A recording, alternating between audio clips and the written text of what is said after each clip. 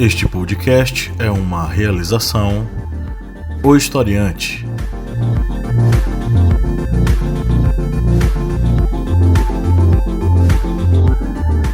Olá a todos os historiantes conectados com a gente aqui no YouTube e posteriormente no nosso podcast. Estamos aqui mais uma vez ao vivo, né? E com um prazer enorme, uma alegria enorme, porque nós estamos recebendo aqui um dos principais autores e pensadores da sociologia e das ciências sociais como um todo, né? Que com certeza contribuiu para a formação de tanta gente com seus livros, seus textos.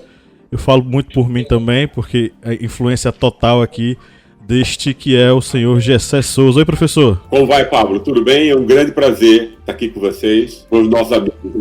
Vamos iniciar essa transmissão. Eu vou fazer a leitura da editorial, professor, e eu vou passar a palavra para o senhor, tá? Ótimo. A pandemia do coronavírus, por mais que não tenha uma alta letalidade, vem sendo avassaladora em muitos sentidos. Diante do perigo iminente do contágio, as vísceras da desigualdade social se apresentam em facetas cruéis. A falta de leitos em UTI e o irreversível colapso do Sistema Único de Saúde, tão desejado pelo mercado de planos de saúde, representa uma catástrofe sem tamanho, haja vista a possibilidade do aumento de números de casos de infectados pela Covid-19. A vulnerabilidade tremenda de pessoas em bairros periféricos, sem quaisquer recursos para manter-se em isolamento social, e como se isolar se todos vivem, comem e dormem no mesmo cômodo. E o que falar então das pessoas em situação de rua, sem tetos e sem terra, para as quais isolamento não é sequer uma opção. Boquiabertos assistimos carreatas pró-corona, defendendo o trabalho em detrimento da morte de quem trabalha. Claro, a julgar pelos carros que desfilam pela Avenida Paulista e demais cidades, sabemos que se tratam de empresários, representantes das classes médias, lutando pelo direito de explorar ainda mais a ralé brasileira. Ralé. Quem ouve essa palavra pensa em empáfia, acha que eu estou sendo metido demais. Ralé gentinha, povo pobre, abaixo da dignidade, mas esse termo não é utilizado no sentido pejorativo. Seu uso é quase uma ferramenta de denúncia ou, antes de mais nada, é aquilo que é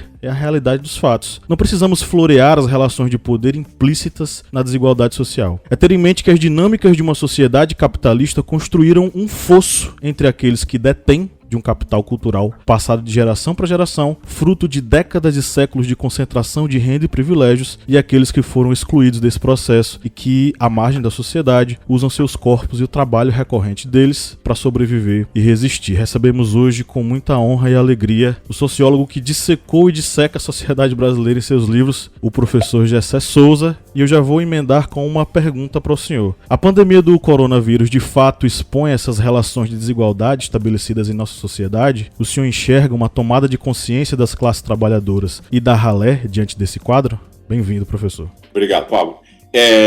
Você fez duas perguntas em uma, então eu gostaria de primeiramente responder a primeira, que é, sem dúvida, esse vírus ele mostra, ele é extremamente importante para a dinâmica da desigualdade, porque ele mostra duas coisas. Ele mostra que, primeiro, quer dizer, a doença está mudando agora um pouco o perfil, mas ela começou nas classes mais altas e por conta disso ela foi tão séria, né? Porque nenhuma doença no mundo, e já várias mataram na África, na Ásia, América Latina, etc., muita gente pobre, mas enfim, a miséria de gente muito pobre, que é percebida como subgente. Esse aqui é o dado importante, eu acho, para a gente conversar aqui, Pablo, e destrinchar essas coisas para os nossos amigos que estão nos ouvindo, né? É a noção de subgente, menos do que humano, né? Isso é uma construção social. Ninguém nasce gente, né? Ninguém nasce com direitos iguais. A gente herda privilégios positivos de um lado, negativos de outro, e muita gente, a maior parte da humanidade, eventualmente, é condenada a uma vida que não merece esse nome, né? E é porque essas pessoas são consideradas subgentes que a morte delas não importa. Eu acho que tem um aspecto que foi o impacto dessa crise foi muito importante, porque ela mostra o quê? Ela mostra que ela era uma pandemia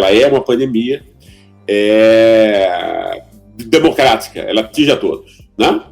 Então você vê aí chefes, quer dizer, o presidente do Santander, de Portugal, morreu disso, o primeiro-ministro britânico estava com isso, foi para a UTI, e isso faz com que essa pandemia tenha sido levada a sério, né? E começou a matar na Europa, nos Estados Unidos, etc. Ou seja, né, os seres humanos que são definidos como gente, não é isso? E isso fez com que ela fosse transformada em algo que é extremamente importante. Por outro lado, a gente já está vendo que com o desenvolvimento dessa pandemia, por exemplo, tanto nos Estados Unidos, como o que vai acontecer, infelizmente, no Brasil também, por causa desse insano que a gente tem na presidência da República, quer dizer, são os mais pobres, são os negros, né? Pobres e negros, que já estão sendo os mais atingidos, obviamente pelas razões que você já disse aí, né?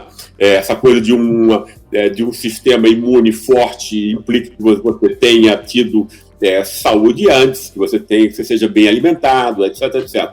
Então, todas as desigualdades que se acumulam na vida são mostradas agora, né, de uma forma aumentada, né? E aí a gente tem uma oportunidade de discutir esses assuntos, ainda que uma tomada de consciência e de reflexão acerca dessas coisas não seja uma garantia, né? Uhum. Ela tem que ser trabalhada, ela tem que ser construída para que ela possa oferecer uma saída, senão vai ser só mais uma catástrofe, né? Todas aquelas sociais e econômicas que a gente já está vivendo há muito tempo nesse período. A gente pode dizer que esse negacionismo sobre a pandemia, quando vem, né, das classes mais baixas, da classe média, ela é uma herança, consequência ou continuidade desse capital social que tanto almejam alcançar, né, enfim, como o senhor fala sobre essa tentativa de estar, pelo menos intelectualmente, né, equivalente às classes mais economicamente abundantes, né, digamos assim. Seria isso, essa questão do negacionismo dessas classes mais baixas? Digamos que está de acordo com como se fosse um capital social, né, para eles. Está de acordo com a classe mais rica, os empresários, enfim. Isso tem a ver com o estratagema que se iniciou na extrema-direita americana, que foi um dado que eu procurei analisar no meu último livro, A Guerra contra o Brasil, que eu acabei de lançar esse ano, né, em março, o mês passado. E isso tem a ver com o estratagema que foi construído e montado, né? Quer dizer, no fundo é um pacote que já tem muito tempo, já está sendo construído há bastante tempo, que é exatamente de destruir todas as organizações defensoras e de resistência da classe trabalhadora. Isso é um planejamento mundial que vem sendo posto a partir dos anos 70 em prática. A imprensa está sendo cada vez mais tomada por interesses que são únicos, hegemônicos, financeiros. Você acaba com os sindicatos, você acaba com a pluralidade na imprensa, né? Então você rouba a inteligência das pessoas, né? Nós todos nascemos inteligentes, né? Mas a nossa inteligência pode ser roubada, né? E você pode montar isso como um plano político de roubar a inteligência de uma população inteira. Eu acho que esse é o quadro que a gente está enfrentando agora.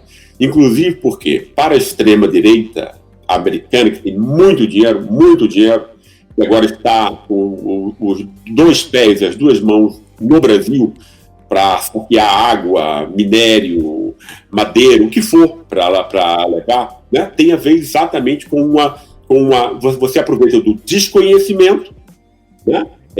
Que não é mais um assunto da esfera pública, o desconhecimento sobre as formas reais da exploração, que são econômicas, que tem a ver com a forma juro. A forma juro é extremamente opaca, né? As pessoas não compreendem, é difícil, né? Quer dizer, como você sabe que se o juro aumentou, que diabo isso tem a ver com a vida real que as pessoas levam, o que é que o Banco Central tem a ver com a vida cotidiana de pessoas comuns, etc. E a gente sabe que tem tudo a ver, né? O roubo hoje em dia, o roubo da elite, isso é roubo.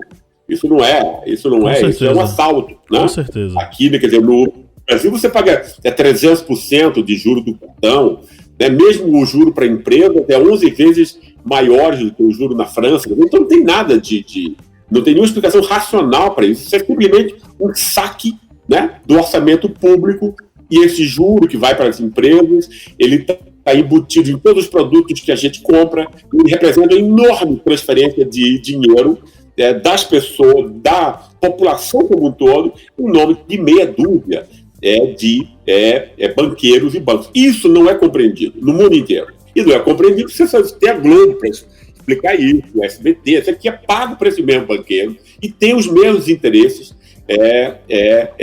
financeiros do que os especuladores dos grandes bancos. Né? Então a gente tem aí um vácuo de explicação, né? Onde a extrema-direita entra aproveitando o quê? As consequências disso, que o que é? O ressentimento, a raiva justa, né? Que os pobres sentem pelo empobrecimento, pelo desemprego, etc. Como você não explica, né? E a explicação exigiria isso, e ela não é feita em nenhuma instância da esfera pública, então as pessoas são vítimas aí, né? De um acesso direto a esses afetos, o ressentimento, a raiva justa, como eu estou dizendo, né? Mas que você é utilizado como mais um elemento de manipulação dentro do público, que é o que é feito nos Estados Unidos, com o Trump, com o Bannon, e a mesma estratégia foi montada para o Brasil com o Bolsonaro. Né? Então, você fica lutando aí, né, com esses afetos que têm a ver, por exemplo, com os pobres brasileiros, né? O eleitorado bolsonarista, embora ele tenha voto em todos os lugares, ele está concentrado no pobre remediado entre nós, né? Que é uma faixa importante, que é aquela que está entre 2 e 5 salários mínimos. É claro que ele tem todas as classes, óbvio. Eu estou dizendo, esse é o segmento mais fiel a ele, 70% de evangélicos, etc, etc. Né? Esse pessoal tem raiva, né? Quer dizer, sempre enfrentou a classe média com mais cultura, com mais capital cultural, com mais ciência, que entende de arte, de cinema, etc. Né? Foi humilhado por quem possui ciência e conhecimento. A vida inteira esse pessoal foi feito de piada, olhado de cima para baixo, etc, etc. Né? E agora, então, ele pode usar, né? Porque quando Bolsonaro agride a arte, a ciência, né? A tecnologia, as universidades, esses caras vão lembrar de quê? Desses aspectos, né? Quer dizer, é pior para eles, porque um país sem ciência e tecnologia não tem futuro para ninguém, né? Mas não é no nível de racionalidade que isso se opera. São caras que operam do mesmo modo como a Alemanha nazista usava, ou seja, você pega os ressentimentos, né, manipula-os, atribui a uma outra causa que não é, obviamente, agora então você vai dizer que isso tem a ver com o PT, tem a ver com Lula, tem que não sei o que e tal. Como as pessoas não têm nenhuma explicação, né? Não tem acesso a nenhuma outra explicação mais racional do que está acontecendo, né? Isso é feito com muito dinheiro, se utilizando dessas novas empresas de informática, são elas todas americanas, empresas privadas americanas, né? Que estão agindo em conluio com o Estado americano, com o Departamento de Estado, fazem pesquisas em conjunto com grandes universidades americanas, etc., né? E que desenvolveram técnicas de um modo muito dirigido, né? Manipularem o público e envolvê-los em uma bolha, o que, obviamente, a igreja evangélica no Brasil, obviamente eu estou me referindo aqui a Edir Macedo, a Silas Malafaia, etc, etc. Esses charlatões, né? Esses caras não têm nada a ver com religião, tem a ver com charlatanismo econômico e político, né? Manipulando e se aproveitando da fragilidade de classes que já são vulneráveis. Professor Gessé, ontem o senhor postou no Twitter um comentário bastante bastante enfático sobre o papel do Banco Central. Inclusive, o senhor finaliza o Twitter dizendo que é preciso prender o ladrão que o comanda. A esse propósito, e diante do seu raciocínio, que o senhor apresentou muito bem agora, eu só quero lembrar, talvez, certamente o senhor está vendo, né, que nós estamos já há um mês com a pandemia e ainda há uma enorme desorganização do Banco Central, da equipe econômica, em fazer chegar ao brasileiro que está precisando R$600. Com tudo isso que você falou agora, eu começo realmente a acreditar que é um plano muito bem articulado para, massacrar a pobreza no Brasil. O que é que está acontecendo, professor? Eu acho que é exatamente isso, né? É um plano urdido e montado para isso. E aí eu acho que, por exemplo, como isso não é levado, e a gente fica às vezes nessa posição desesperada, né? A gente quer ajudar de algum modo e fica com a raiva impotente de quem não pode mudar as coisas, que não tem acesso, né? Enfim, aos meios que poderiam efetivamente mudar a vida de milhões, etc., e que eu acho que tem a ver sempre com ideias, né? É com ideias. Os seres humanos, eles não são enganados por nenhuma outra coisa, é por ideias. A gente tem essa coisa de montar o nosso comportamento por ideias. A gente nunca pensa nisso. A gente não é abelha, a gente não é formiga, não vem com o DNA pronto. Né? O nosso comportamento é sempre informado por ideias, quer a gente tenha consciência disso ou não. Então, restituir essa compreensibilidade do mundo, é restituir a nossa autonomia. Né? E existe um plano em curso mundialmente, né? Porque isso, quer dizer, foi exatamente o que eu estudei no último ano para fazer esse livro, A Guerra contra o Brasil. Né? Foi esse pessoal que é gente de indústria suja, né? Tem a ver com indústria de mineração, de arma, refinaria de petróleo, etc. Gente que sempre poluiu o Rio nos Estados Unidos e que faz isso no Brasil agora, claro, né? Roubava petróleo de terra indígena, ou seja, é a canalha, né, da indústria suja do capitalismo que patrocina com bilhões e bilhões os irmãos Koch. Por exemplo, tem os dois juntos 120 bilhões, né? Então, se ele tira desses 120, 1 bilhão para comprar o Partido Republicano do Trump, é um ótimo negócio, entende? Né? É menos de 1% da riqueza que ele tem e vai dar um retorno muito maior. Né? Quer dizer, o Mike Pompeo, né?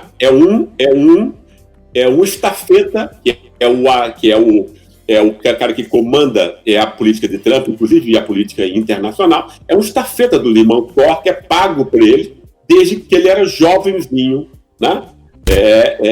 Em Wisconsin. Né? Então você tem aí, no Kansas. Então você tem aí um esquema, né, que é montado com muito dinheiro e com muito planejamento. Né? O cara que começou essa coisa inteira era um gramsciano. Né? Estudou Gramsci, né, para ajudar a extrema-direita, né, a entrar em universidades, no debate público, né, cooptar juízes, etc. Cooptar primeiro claro, com dinheiro, férias, não sei o que e tal, seminários pagos em praias lindas na Flórida, etc., mas para mudar a opinião dessas pessoas. Né? Então, a gente está lutando contra um jogo que é montado, construído nos seus mínimos detalhes, por gente que sabe o que está fazendo, com muito dinheiro. Né? Então, uma articulação mundial. Né?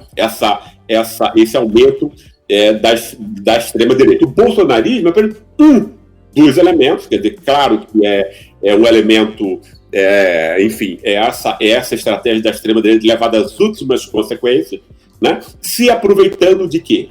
Se aproveitando desse ressentimento e dessa raiva, né? Que é cevada nas classes populares brasileiras, que tem a ver com racismos que jamais foram discutidos nem ultrapassados.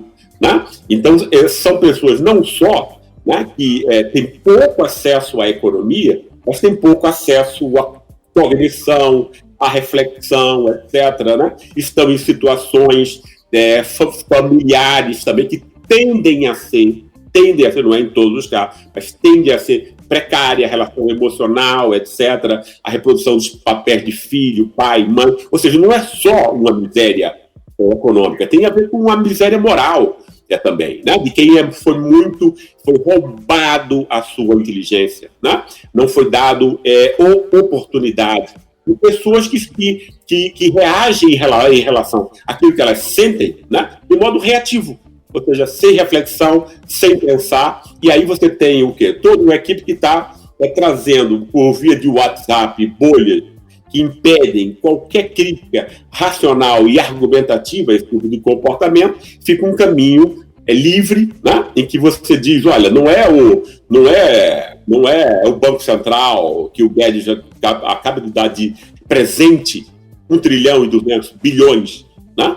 Entende? Que certamente, né, iria diminuir profundamente a desigualdade brasileira, né?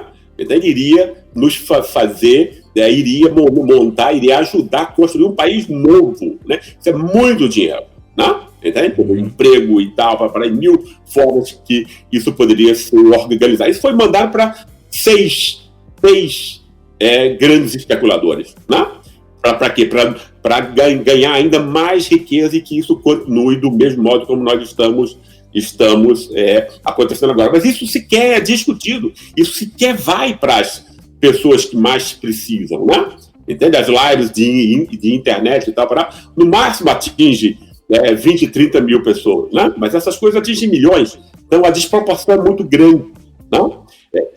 Essa situação desesperadora, eu acho, porque você não tem como chegar a esse povo que é o que a gente está enfrentando agora. É preciso ter uma ação coletiva muito mais ampla, etc. Os partidos políticos têm que se envolver nisso, mas não se envolvem, os partidos são cegos, só pensam na eleição, só pensam no curto prazo, né? Não há nenhuma ação concertada de promover, né? Porque é incrível isso, mas as pessoas não percebem a importância das ideias no debate público, né? Boa tarde, professor Gessé. Primeiro, é uma honra receber você aqui com a gente hoje. Muito obrigada por ceder o tempo. A gente falou muito sobre a classe média e como a classe média está lidando com a pandemia até agora. E aí eu também queria ouvir um pouco sobre como a elite está lidando com a visão que o senhor tem de elite, a visão que o senhor tem de mundo diante dessa situação. Como a elite está lidando com isso? Como explicar para pessoas de outras nacionalidades, que dentro do Brasil a gente tem carreata para que a gente volte a trabalhar. Carreata contra a quarentena. Como que eu explico isso para outras pessoas, sabe? Uhum. E entender se de fato, eu já li em alguns artigos e tal, e estamos enfrentando um colapso do sistema capitalista. E se o senhor enxerga dessa maneira também? Se estamos diante de uma crise do capitalismo? Eu acho que o que está acontecendo entre a gente tem a ver com o fato, enfim, que, por exemplo, o livro A Ralé Brasileira mostra, eu acho, né? Que essa noção de você construir uma classe de condenados à barbárie. Não é isso? Isso é o que nós construímos, né? Essa é a real, e eu sempre achei isso, então, essa é a real diferença entre Brasil e Alemanha, Brasil e França, Brasil e os países que a gente admira, né?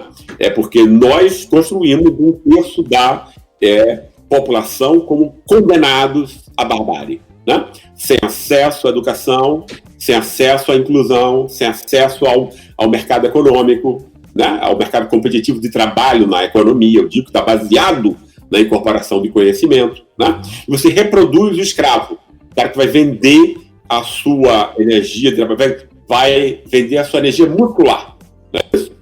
A faxineira, empregado, né? O cara que vai fazer entregas de bicicleta e tal, atravessando a cidade de bicicleta por um nada. Isso é que é a ralé, né? Obviamente não para insultar esse pessoal que já é humilhado, né? O tempo todo, mas chamar, quer dizer, denunciar isso, ou seja, você cria pessoas condenadas, aí depois você diz, olha como não é confiável, olha como não sei o quê, olha como não consegue bons empregos, é como se isso não fosse construído para que isso fosse assim, né? E tal. Isso é que é o dado, né? E aí você vai ainda, né? Porque isso que eu procuro discutir no livro, essa noção de gente é uma noção que é uma noção construída. Ninguém nasce gente, né? Gente é aquele que vai ter condições de ter um trabalho útil e tal, para parar. Que é assim que nós todos, eu e cada um de vocês, e todo mundo que existe no mundo, avaliam uns aos outros, né?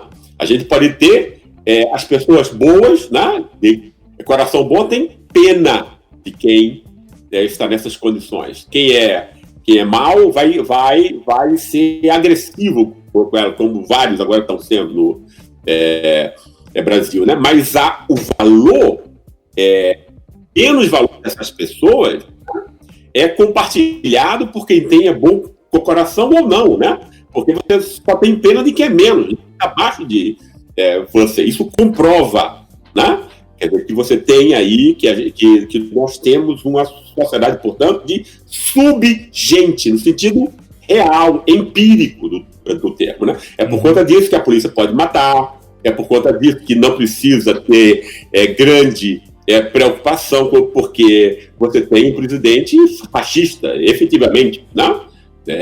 Quer dizer, é um ser humano, eu nunca encontrei, um ser humano mais abominável, o esgoto do esgoto da espécie humana, né? Que é o presidente né? Ninguém nunca viu, nem presenciou nenhuma atitude de grandeza humana de Bolsonaro. Ele não existe. Normalmente as pessoas são contraditórias, né?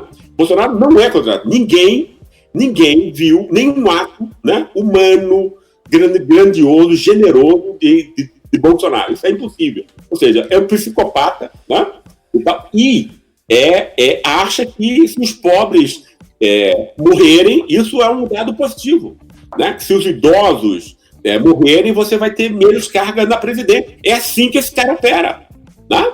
E é assim que o pessoal com o qual ele lida, pelo qual ele recebe, com o qual ele conversa e recebe as instruções, também opera. Então você tem aí um limite, né? Que aí você falou, Bia, nessa crise final do capitalismo, né? Quer dizer, não, eu não acredito nisso muito, porque o capitalismo é extremamente maleável, ele pode até voltar para trás algumas coisas, quer dizer, ser obrigado a voltar atrás. Eu acho que a política tem que ser todo capitalismo tem que ser controlado politicamente, né? É a política que deve mandar na economia e não pelo contrário, né? Então aí você tem uma oportunidade de que essas questões possam se assomar, né? Não é isso? Mas isso não é nenhuma garantia. As coisas sempre podem ir pior, né? Bolsonaro é o melhor exemplo disso. Você joga uma bola de ping-pong num buraco, ela vai até o centro da Terra, ela não quica e volta, ela pode sempre ir pior, sempre mais baixo, etc. Né? Então esse horizonte é o que eu acho que está, infelizmente, sendo o que está sendo discutido agora. É claro que pode ter também uma saída de um processo de aprendizado, tá? E de que você possa criticar. Quer dizer, é claro que eu acho que o Bolsonaro vai dar para os burros na água nisso, não? Agora, isso eventualmente não vai significar uma mudança na forma de dominação, como nós estamos sofrendo agora. De repente isso vai ter só uma solução Mourão, etc., e coisa assim, que continua o saque econômico, continua o assalto, continua o roubo ao povo, né? O roubo propiciado pela mentira e pela manipulação. Boa tarde, professor Gessé. Boa tarde, Cleber.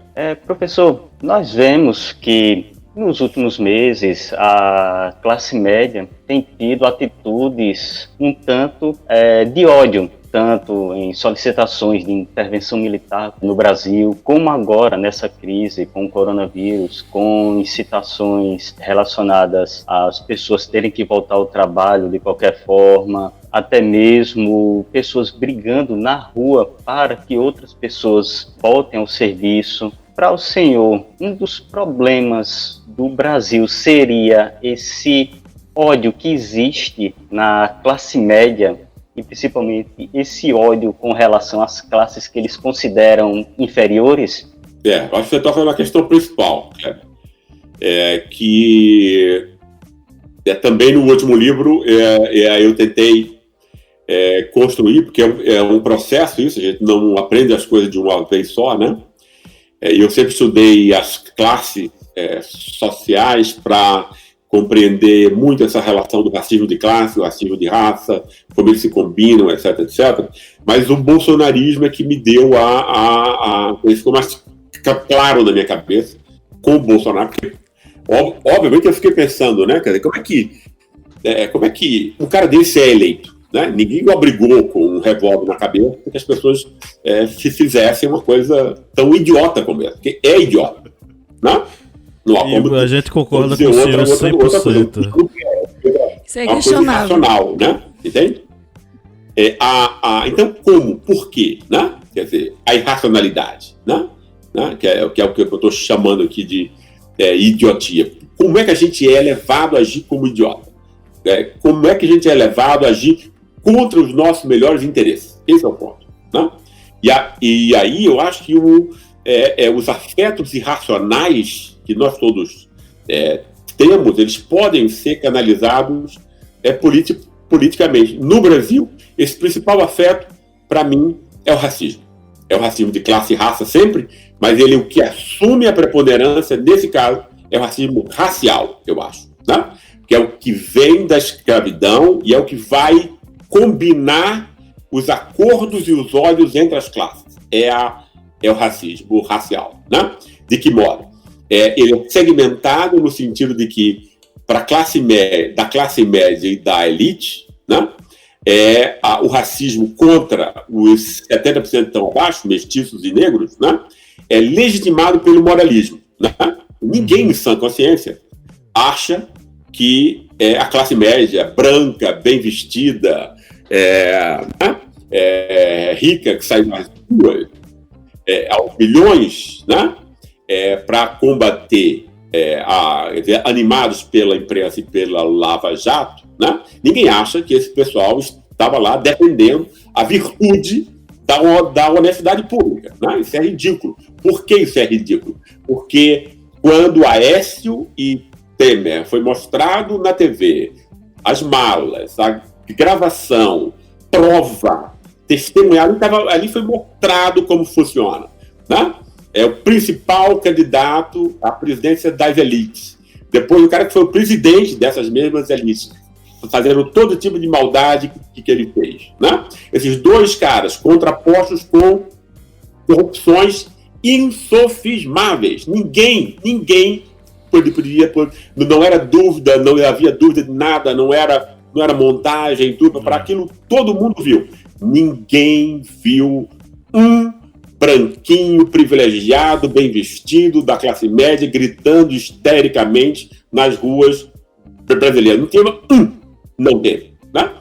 Nas ciências sociais, né? Por exemplo, Max Weber, né? A metodologia dele, porque nas ciências sociais você não pode fazer experimentos como nas ciências naturais, você está analisando a vida como ela é, mas você pode imaginar. Né? Então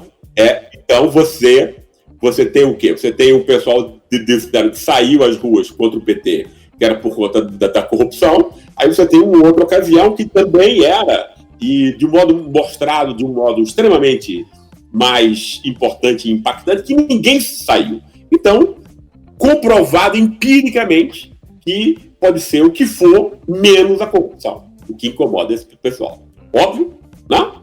São duas situações iguais, né? Entende? Onde o fato se dá do mesmo modo, num sai 1,5 milhão à rua, no outro sai ninguém. Né? Certo? Quer dizer, sim. Então não tem nada, certo? Então, que diabo tem? Né? Aí a minha tese é de que esse tema da corrupção, esse falso moralismo, né? Tem a ver com o quê? Tem a ver com você mascarar o racismo transformando-o em moralismo. Né? Claro. Por quê? Porque num país como o Brasil, que é o país do encontro das raças, etc., esse mito de Freire foi institucionalizado por Getúlio Vargas, né? E teve, não ficou sendo um mito brasileiro, né? O mito brasileiro continua sendo essa história idiota que vem de Portugal, a corrupção, e não sei o quê, patrimonialismo, todas essas bobagens, né? mas serviu para que nenhum brasileiro pudesse, até Bolsonaro, né, ser racista abertamente. Então você tem que esconder o racismo. Né? Então no Brasil esse racismo tem que ser sempre reprimido, escondido, mas ele continua lá. Uma coisa que continua lá e fica reprimida, ela sempre assume uma outra máscara para poder se representar. Né? Qual a máscara que a inteligência da elite paulista construiu para comunicar esse racismo que continuou lá encruado, mas que é travestido de uma outra forma para que ele possa ser exercido livremente e que de vício se transforme em virtude ainda. Né? A transfiguração, né, da ideologia, né? É o moralismo. É o moralismo de dizer, não, o pobre é que vota incorrupto, então o pobre é moralmente inferior a mim. Ou seja, tudo que o racista pensa que pode ser atualizado e montado de um modo muito mais eficaz com base em uma mentira desse moralismo completamente mentiroso e comprovadamente, né, falso. Né? E a classe média, então, exerce esse racismo pelo moralismo, assim como a elite. Né? Esse pessoal nunca teve nenhuma preocupação com a corrupção. Né? A menor coisa que eles têm corrupção, problema quanto a isso. Tanto que, quer dizer, se for um representante orgânico da elite, como Moro, que fez com o Fernando Henrique Cardoso, para não melindrar, não é isso? Agora descobriu essa coisa do PSDB, todo mundo sabe que ninguém vai ser preso, etc. Né? Então tem uma parte da elite que pode roubar e que a classe média não tem nenhuma coisa quanto puro racismo, né? O ódio irracional, racista, né, contra o pobre e o negro. Né? Agora, o que explica Bolsonaro é só em parte isso, porque a classe média do Brasil é muito pequena e não elege ninguém, não é isso? Você tem que explicar como é que se racismo entre os pobres. Né? E aí a ideia que eu desenvolvi nesse último livro, A Guerra contra o Brasil, né, é que o mesmo esquema foi aplicado nos Estados Unidos aqui, não por acaso, num país tão racista quanto o Brasil é. Né? E aí que você monta o quê? Você monta, não é mais o cara, o corrupto do não corrupto, como é a segmentação do racismo da classe média e da elite brancas com relação ao povo, mas é do próprio quê? Desse pobre remediado, que é esse cara que vota em Bolsonaro. É claro que Bolsonaro tem eleitores em todas as classes, ninguém está negando isso. Mas a maior parte que votou em Bolsonaro ganha entre 2 e 5 salários mínimos. Quem ganha entre 2 e 5 salários mínimos entre nós não é classe média, mas é pobre remediado. Né? E esse cara é 70% evangélico. Né? O que é que os evangélicos fazem? Né? Eles montam o quê? Eles montam a figura do pobre honesto, né? Virtuoso, né? E a contraponto, você precisa sempre de um inimigo para você criminalizar e se sentir superior em relação a ele. Né? Então você monta o quê? O delinquente, entre aspas, das classes populares. Quem é esse delinquente? Se for homem, é o bandido. E aí, para você ser bandido e ser mandado para a cadeia, né, que é onde faz 1/3 de quem está na cadeia, entre nós é o cara que tem o quê? Uma pituca de maconha no bolso. Né? Então, você dá 1 trilhão, 200 bilhões para 6 bancos, isso não é corrupção. Tá? Né? Ou seja, né? Esse cara não é ladrão, quem assina isso. Ok? Ladrão é aquele cara que tem uma pituca de maconha na calça. E se ele for negro, ele vai preso, a gente sabe disso. Né?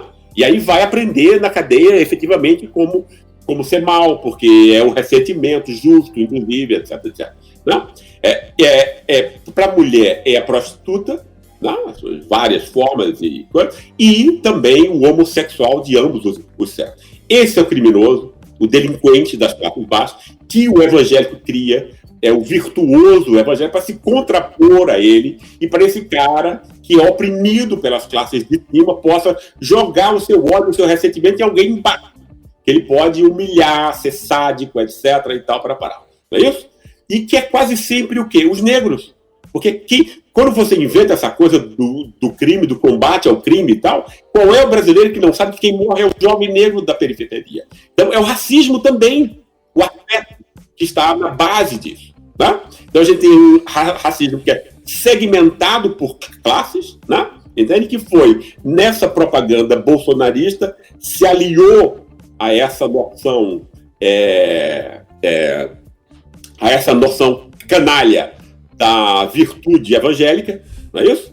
E potencializou, porque é esse pessoal que não tem nada, né? Agora tem alguma coisa, tem uma visão de mundo, entendeu? Tem agora, pode brigar, etc. Se acha representado, olha e tal, esse cara é tão fala tanta besteira como eu falo e tal, para parar e tal, né? Então, se sente pessoalmente representado nele, né? Contra a elite, porque também é um plano do governo, né? Você aproveitar vicariamente aí desse sentimento anti-establishment e anti-elite que o povo tem, né? Mas tudo montado dentro de um pacote, né? Para ser manipulado, usado, né? Eu acho que é desse modo que acontece. É interessante porque essa questão do ódio, ela se transformou numa estrutura de dominação, né? E é o ódio quem guia essas estruturas de poder empreendidas dentro da sociedade brasileira como foco, né? A gente não desmerecendo e desconhecendo que isso é uma realidade global até em várias sociedades, mas aí cada caso com seu caso. Kleber acabou pegando a minha pergunta sobre a questão do ódio, mas eu vou adiante na seguinte questão: o quanto da sociologia clássica e do pensamento clássico acabaram aprofundando a construção ideológica em torno dessa coisa da democracia racial, até o ponto de hoje um brasileiro médio dizer: no Brasil não tem racismo, porque a gente vive aqui numa democracia racial, digamos assim. Esse é um tema quanto a essa ciência. Ela foi montada num instante muito específico da história, e isso é que nos informa sobre qual é o uso efetivo dela. Isso tudo foi criado nos anos 1930, que é o ano em que Vargas tinha tomado o poder, né? Sim. Em nome não do povo, mas em nome de elites subordinadas. E tinha sido eleito, como era um esquema de completa corrupção e falsificação de eleições, etc., né? A própria classe média recebeu Vargas no Rio de Janeiro e em São Paulo como o seu líder, né? E a classe média é muito importante. Por que a classe média é muito importante? Porque a elite precisa da classe média, né? Sim. Você não desenvolve nada no mercado ou no Estado sem ter a classe média, que é essa a função da classe média social, cumprir as funções de supervisão e controle, né? E justificação do proprietário no mercado e no Estado, né? Você não pode mandar descer o pau nesse pessoal, como a elite sempre fez com os pobres, né? Isso. Então você precisa convencer, você precisa ganhar na argumentação, né? E esse pessoal tinha se mostrado a favor de Getúlio, ou seja, o cara que toma, então, o poder de Estado. E aí essa elite de São Paulo, que já era a mesma de hoje, né?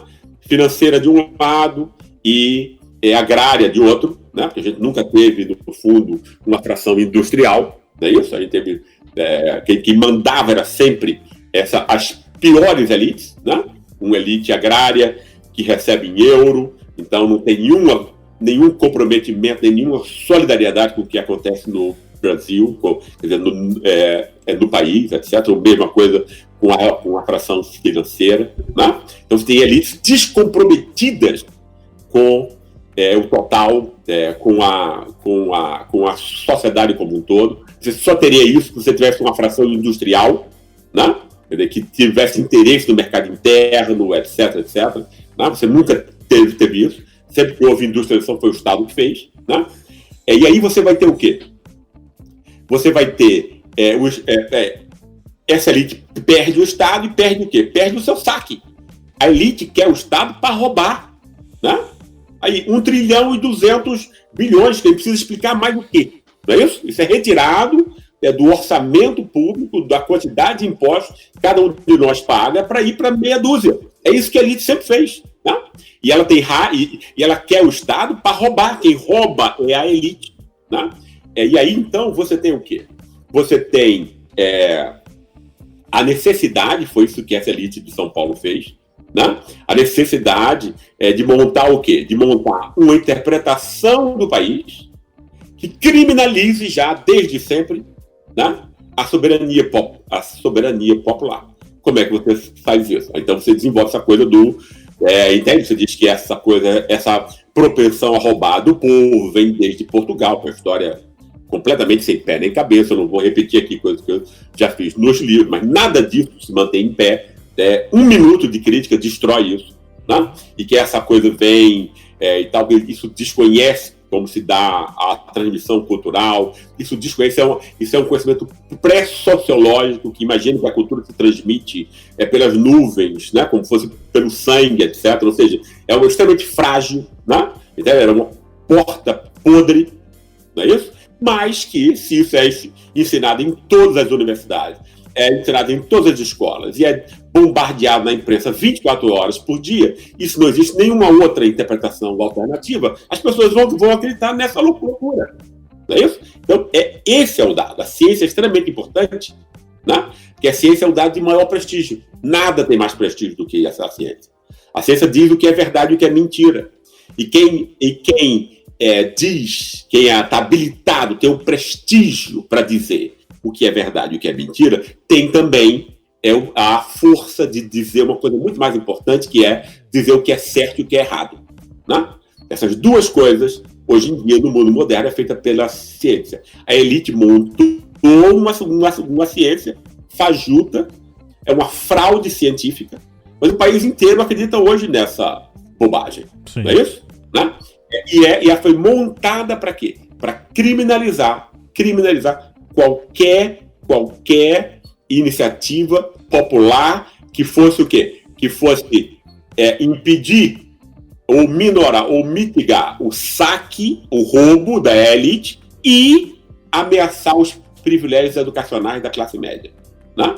É claro que esses milhões de classe média branca, bem vestida, saiu às ruas, teve nada a ver com a corrupção. Teve a ver, sim, com pobres e negros entrando pela primeira vez na universidade. Esse é o ponto. Né? Isso não precisa estar... E nada disso precisa estar refletido, articulado. Não é isso? Né? Mas as pessoas sentem. Né?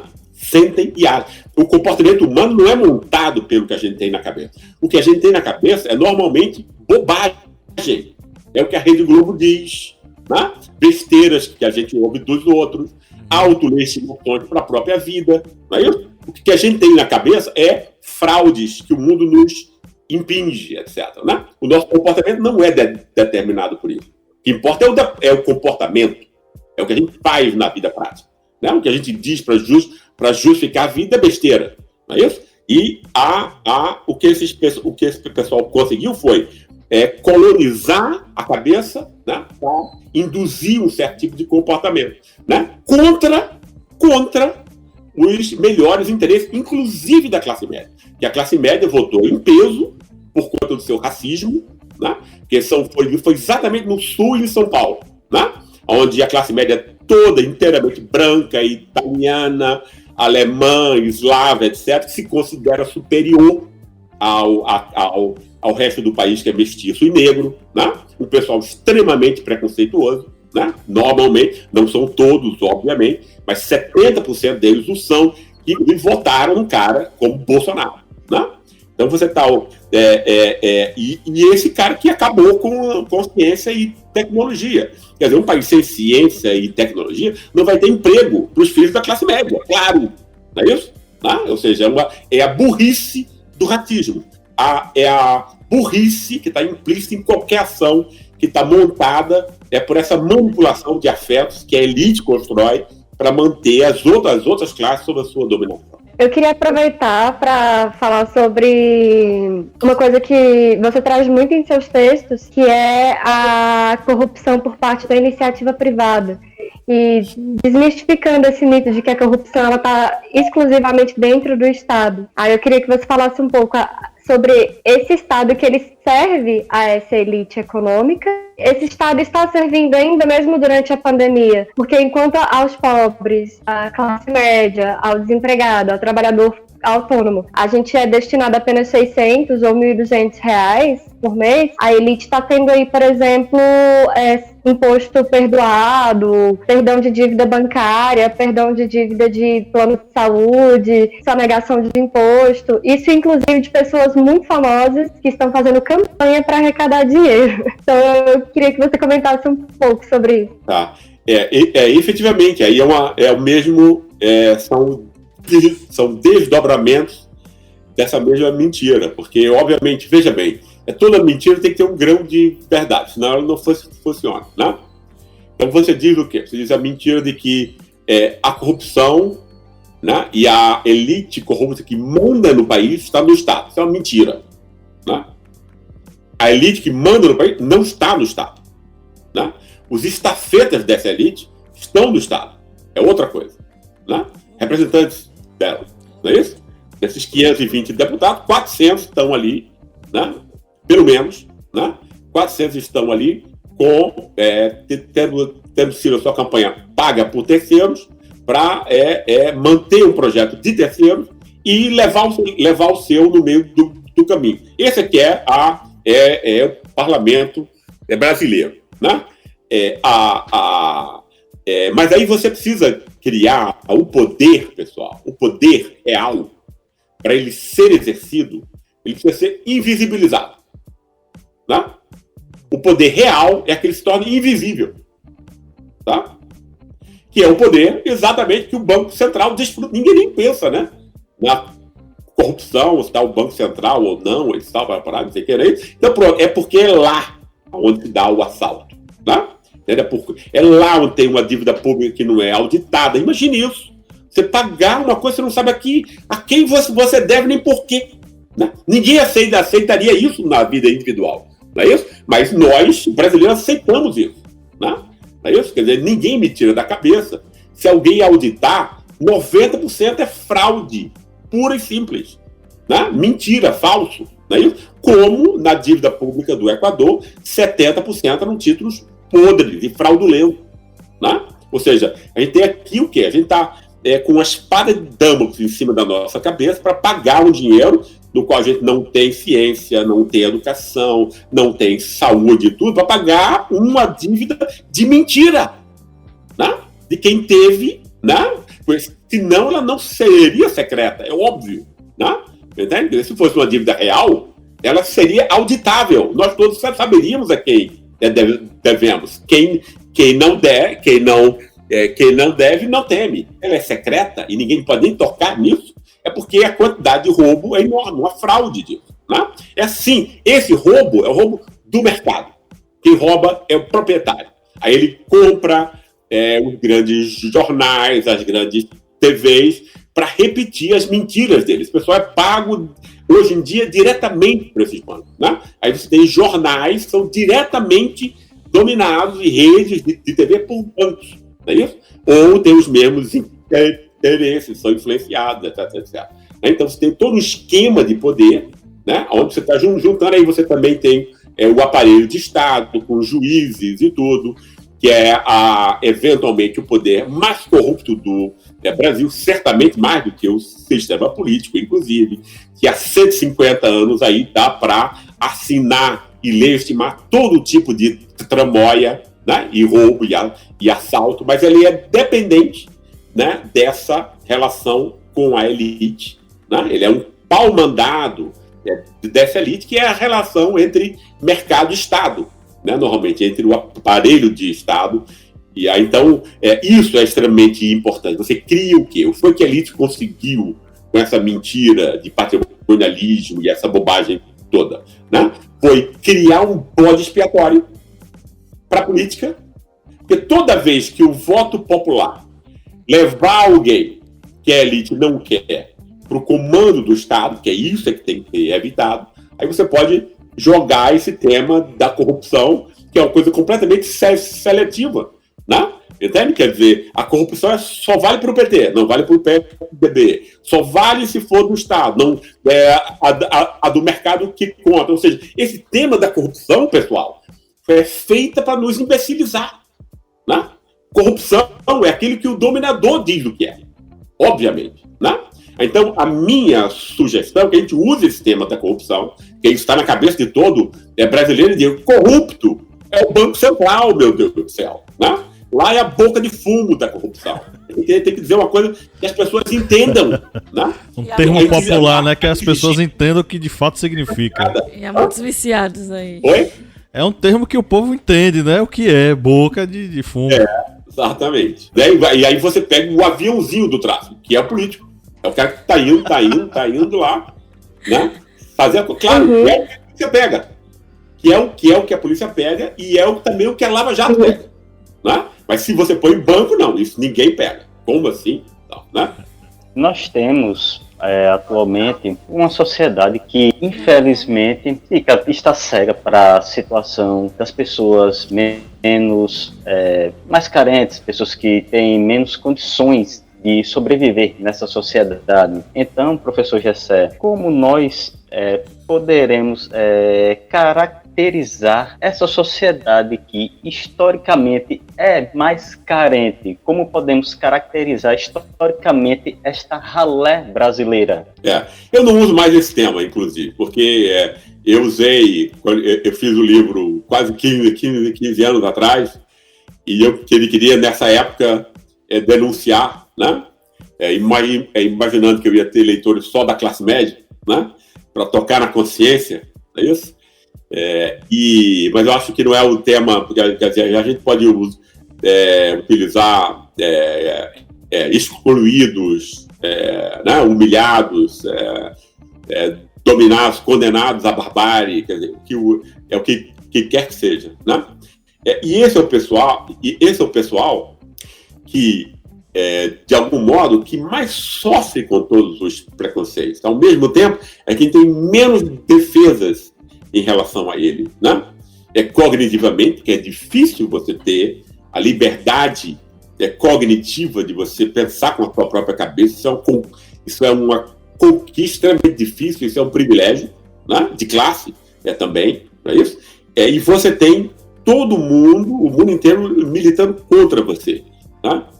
Esse é um aspecto fundamental. Mas eu sou otimista, eu acredito sempre, né, que você pode tentar construir formas, né? E a gente tem aí cantores de hip hop,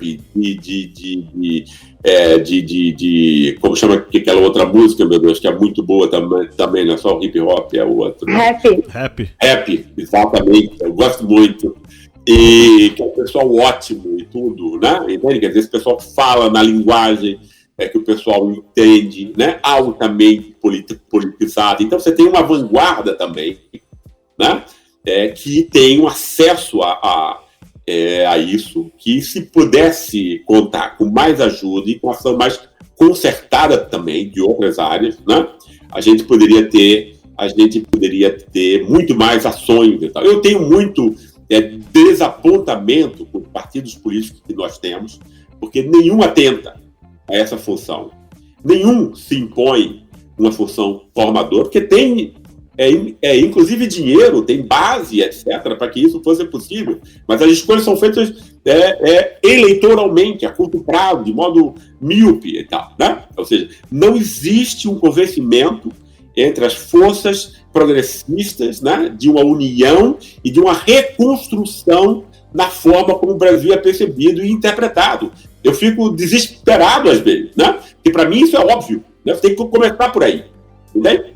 A recriar isso. Mas nos partidos é sempre gente de classe média que está lá.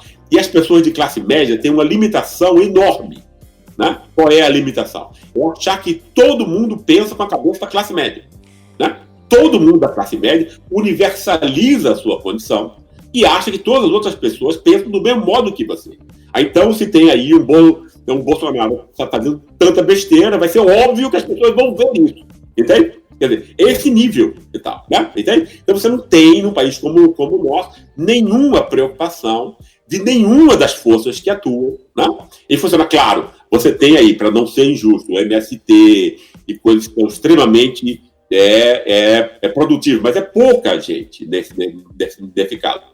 Você tem um país muito grande, são mais de 200 milhões de pessoas e tal, né? E apesar de ter ações muito interessantes nesse sentido, como o MST tenta fazer, apesar da carência de recursos, etc., e tal, entende? Mas isso deveria ser muito mais espraiado, né? E deveria ser percebido. A impressão que eu tenho as pessoas não percebem isso, né? Não percebem isso como sendo uma coisa fundamental, né? Entende? Quer dizer, que as pessoas possam reconstruir e se reapropriar da inteligência que foi roubada, né? Todo mundo é inteligente, né? Mas a nossa inteligência pode ser sequestrada. E ela é, efetivamente. Gessé, eu queria saber de você o seguinte: nós estamos desgringolando, como diz aquela música, ladeira abaixo no Brasil. Você citou em diversos momentos aqui nessa conversa. Moralmente, eticamente, hoje, ser canalha não traz nenhum prejuízo a ninguém. Claro. É uma coisa, inclusive, celebrada em determinados momentos, em reality shows, na política, na justiça e tudo mais. Eu pergunto, qual é o seu papel, qual é o papel dos seus colegas intelectuais e pensadores no meio dessa desgraceira toda? Eu não falo pelos outros, né? Não tenho nenhuma procuração para isso. Mas tem vários outros aqui que estão empenhados nessa luta e tal, e para mim isso é uma coisa que já está decidida. De uns 6 ou 7 anos para cá, eu procurei o resultado das minhas pesquisas de 40 anos de um modo compreensível para as pessoas. Eu acho que esse é o dado principal, né? E todas as questões, por mais complexas sejam, elas podem ser ditas de um modo simples. Quando a gente não consegue, é porque é culpa nossa. É isso que eu me digo sempre, entende? Né? Porque eu disso tento, reescrevo, refaço. O meu trabalho hoje em dia é muito mais, né, de escrever, reescrever, etc., de encontrar uma formulação mais simples, mais direta, que ao mesmo tempo possa prender o leitor e não torne superficial um conteúdo. Eu acho que é perfeitamente possível, né? Então eu acho que o intelectual, e tem várias outras pessoas que fazem isso, estão fazendo isso agora, né? Também e tal. Eu acho que ele tem essa função de não usar o conhecimento como ele usa o dinheiro, ou seja, um enfeite, né? Entende? Como um atributo narcísico, né? Entende? Porque é isso que esses milionários fazem. Quer dizer, esses caras nem têm como gastar essa grana, entende? Né? Quer dizer, imagine isso. Você tem mais do que 100 milhões de dólares, você vai ter uma questão enorme.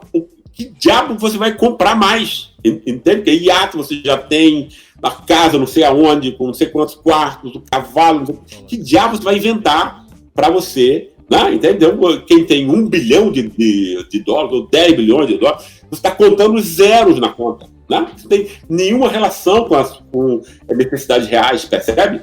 Isso é uma completa loucura, né? Sobre qualquer aspecto, sobre qualquer que a gente vá pensar, né? Entende? Então, eu acho que você tem isso no mundo da cultura também, né? Entende? Quer dizer, pessoas que não têm...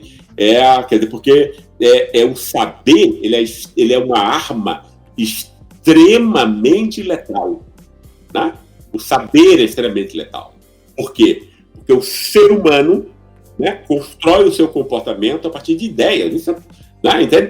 Isso explica porque todas as classes dominantes no mundo tiveram que montar estruturas de convencimento, de início às religiões e depois à ciência, né? Entende? Então, não há dominação sem ideia, sem uma interpretação de mundo concatenada que legitime, e a justifique. Né? Então, o papel do intelectual, para mim, é usar o seu conhecimento como uma arma contra esse inimigo, né? Contra esse exército. Né? Então, é uma guerra. Né? É uma guerra que mata, é uma guerra que adoece, é uma guerra que humilha, é uma guerra que desemprega, né? Entende? Quer dizer, que elimina vidas, chance de vida e tal, né? E aí algumas pessoas sempre me perguntam, e tal, mas fulano de tal, você está falando de fulano de tal, será que ele vai gostar ou não? Isso não é uma questão que eu me ponha, entende? Eu não lido com pessoas que têm as ideias como se fosse um negócio dela e tal, uma propriedade dela, entende? A única coisa que eu penso quando eu examino uma ideia é uma ideia que liberta, que empodera, ou é uma ideia que humilha, né? E que enfraquece. Então, essa é a única questão importante, é impessoal esse aspecto, né? E eu estou imbuído, quero continuar dedicando a minha vida, e sei que tem várias outras pessoas imbuídas desse mesmo propósito e tal, para diminuir o mínimo que seja, né? A influência desse, porque o poder tem medo das ideias. Né? É de quem elas têm mais medo. Por conta disso que a extrema-direita americana foi inteligente, assim como a elite paulista foi, quando ela perdeu o poder para Vargas, né? Para tentar montar o quê? Uma estrutura simbólica, né? Constante para manter o nível de manipulação e de mentira, né? Cada vez mais alto. Né? Eu acho que a gente tem uma missão, né? Do modo modesto que seja, pequeno que seja, mas eventualmente se associando com outras pessoas que têm o mesmo ideal, né, de usar o conhecimento como arma importante que ela é. Né? A universidade tem uma espécie de insulamento universitário, as pessoas acham que as ideias ficam ali, e tal, não tem nenhuma importância para além daquilo e tal. Entende? Isso me exaspera. Né? Entende? É uma coisa tão importante para se criar insulamento universitário para que não aconteça nada, para que as ideias não sejam revolucionárias, que é o que elas são, né? Entende? Então, o importante é mostrar e ver como as ideias podem libertar, né? E elas têm que ser uma arma para isso, né? Elas são extremamente importantes, letais, bem usadas. Ah, é? Então tá.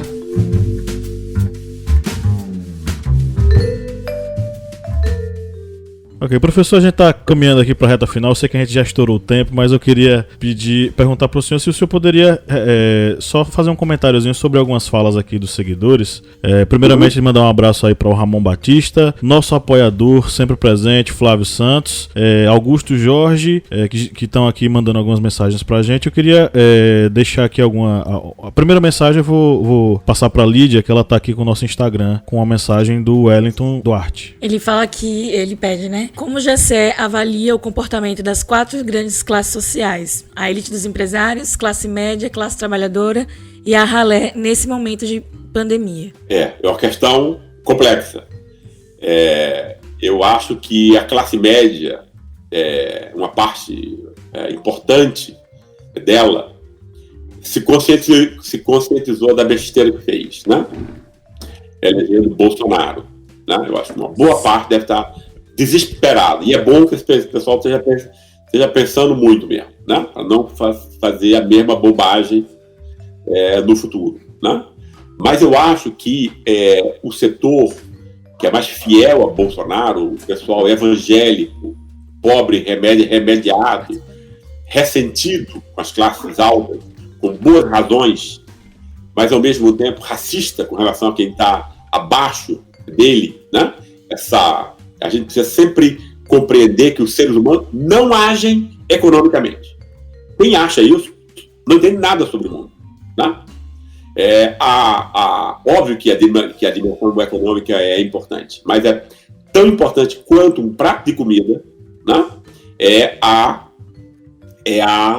A necessidade que os seres humanos têm de reconhecimento, e muitas vezes essa forma de reconhecimento assume a tentativa de montar forma de distinção em relação aos outros, né? Sim. Exatamente aonde a a pregação extrema-direita pega as pessoas, né? Por esse lado mais. Então, eu acho que entre os pobres remediados e evangélicos que estão com Bolsonaro nessa, né, não houve grande mudança. Pode acontecer o que for. Os caras estão manipulados dentro de uma bolha. E esses caras estão se sentindo representados. Né?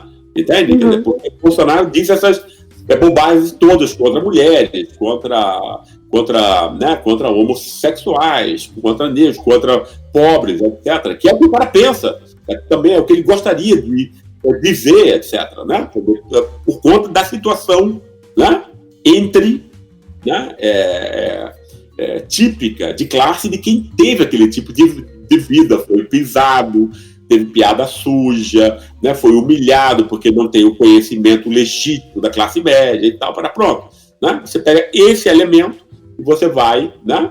Esse cara não sai mais dessa posição porque ele está sendo ali alimentado por não sei quantos robôs, né? Que são pagos aí por essa elite criminosa, certamente por americanos, né? Que não é à toa que o Brasil esteja agora comprando produtos refinados de petróleo que antes a Petrobras produzia, agora dos americanos, né? Pelo preço da morte, etc. Né? É por isso que todas essas coisas subiram e tudo. Né? Então você tem aí um esquema que está montado para que tenha essa servidão do pobre evangélico. Né? Uhum. Esse é o grande problema nessa articulação de classe em que a gente está entrando agora, porque parece que esse pessoal, a não ser que cometa morrer a mãe, a tia, etc., e ter um mínimo de né? Quer dizer, essa catástrofe pode, atingir, né? Essas pessoas estão dentro de uma bolha construída, né? Por pastores absolutamente, por exemplo, se houve um Edir Macedo, diz que a mulher não deve ir para a universidade, porque ela vai ficar igual ao homem, sabe? Coisas assim, né? Esse tipo de gente, né? E tal. Então, essa mensagem, né? Ela foi formulada com inteligência diabólica, né? Porque ela está montada também em afetos que são reais nessas pessoas que poderiam ir para outra direção, uma direção mais solidária, mais comunitária, mas que a única direção que existe é essa que o bolsonarismo, né, miliciano evangélico está dando, né?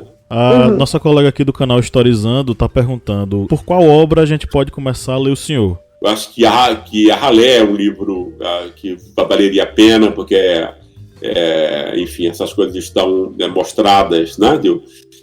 A elite do atraso, obviamente, né?